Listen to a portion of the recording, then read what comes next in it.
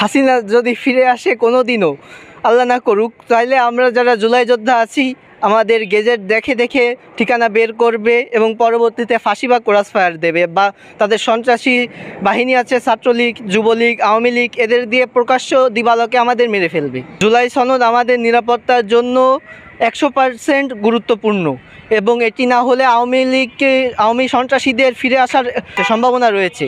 আমরা জুলাই যোদ্ধা হিসেবে চাই না যে কোনো দিনও আওয়ামী সন্ত্রাসী যারা আমাদের ভাই বোনদের রক্তের সাথে সিনিমিনি খেলেছে, প্রকাশ্য দিবালোকে যারা নিরীহ শিক্ষার্থী দিনমজুরদের হত্যা করেছে, এরা যেন আর ফিরে না আসে।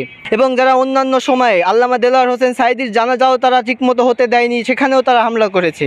আর অন্যান্য এবং বেগম জিয়াকে তারা উন্নত চিকিৎসাও দিতে দেয়নি বিদেশে। 2 বছরে আশা ছিল যে কোনো বৈষম্য থাকবে না, সবাই মিলেমিশে দেশটাকে সুন্দরভাবে গড়বে। 2 বছরের বলতে আর কি, ইউনূস সরকারই ছিল 1.5 বছর, আর জনাব তারেক রহমান প্রধানমন্ত্রী হয়েছে মনে হয় 4 মাস। 4 মাসে তেমন ইনি কোনো পরিবর্তন করতে পারেনি।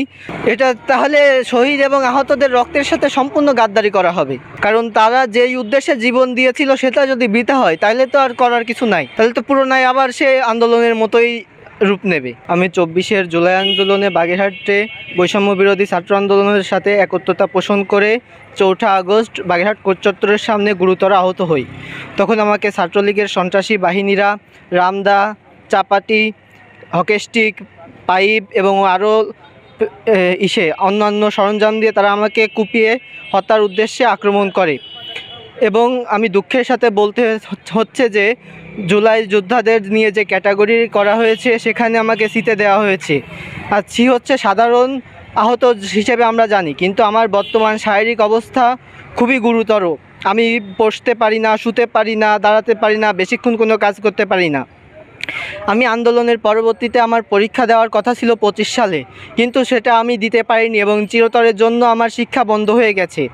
এবং জুলাই যোদ্ধাদের যে ভাতা এবং অন্যান্য সুবিধা দেওয়া হচ্ছে এটা যেন অব্যাহত রাখুক, যাতে আমাদের ভবিষ্যতে কষ্ট না হয়। জুলাই যুদ্ধে আমাদের অনেকের হাত পা হারিয়েছে, কারো মাথায় সমস্যা হয়েছে এবং আরও অন্যান্য কত শত মায়ের বুক খালি হয়েছে। তারা আজ হাহাকার করে কাঁদে আর শুধু ভাবে যে তাদের সন্তান বেঁচে থাকতে কতই না আনন্দে থাকতো তারা। আরও দুঃখের সাথে জানাতে হয় আমাদের বাগেরহাটে সবচেয়ে আমি বেশি গুরুতর আহত হই ওই দিন 4 তারিখে, কিন্তু আমাকে কেন সিতে রাখা হয়েছে এটা আমি প্রশ্ন রাখলাম।